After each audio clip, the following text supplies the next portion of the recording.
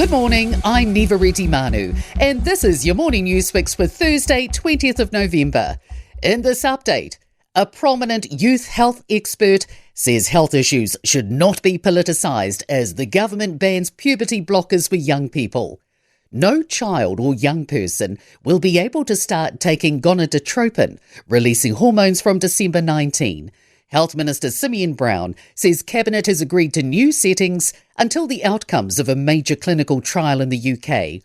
But Otago University's senior clinical lecturer, Dame Sue Bagshaw, told Ryan Bridge the drugs have been used very safely for 20 years. She says there's evidence to show they're safer than things like aspirin, which can be bought over the counter. The Maritime Union says a full cost breakdown of the new ferries is needed before it can be satisfied with the government's savings claims. Rail Minister Winston Peters has announced 2 new Cook Strait ferries and port infrastructure upgrades will cost less than $2 billion. Union spokesperson Victor Billow says they're pleased the vessels will be rail-enabled and have some form of public ownership. But he says there needs to be an independent cost analysis, which factors in the break fee and sunk costs from the previous binned ferry contract. Taking phones out of classrooms has done more than cut distractions, it's also making classes calmer and kinder. From Term 2 last year, students were required to keep their phones away during the school day. An Education Review Office report shows 3/4 of secondary school teachers believe this has improved student behaviour, and 2/3 say bullying has decreased. Teenagers could be proving the point as to why a social media ban for under 16s should be rolled out. A new Public Health Communication Centre briefing finds that 22% of 13 to 17-year-olds surveyed were using social media in a problematic way. It also shows 62% first joined social media between ages 10 and 13, a critical stage of brain development. The minister responsible for the road cone hotline calls it useful.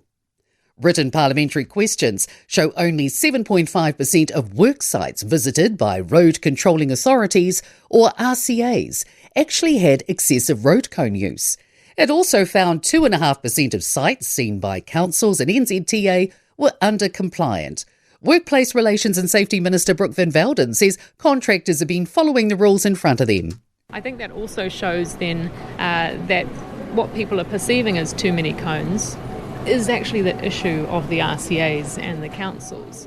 Almost a third of Kiwis plan to cut back on spending on presents this Christmas, with only 15% planning to spend more.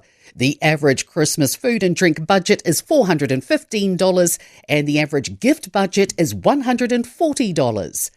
In sport, New Zealand have clinched the 3-match one-day international cricket series over the West Indies 2-0 with a game to spare after securing a 5-wicket victory in the second fixture at Napier.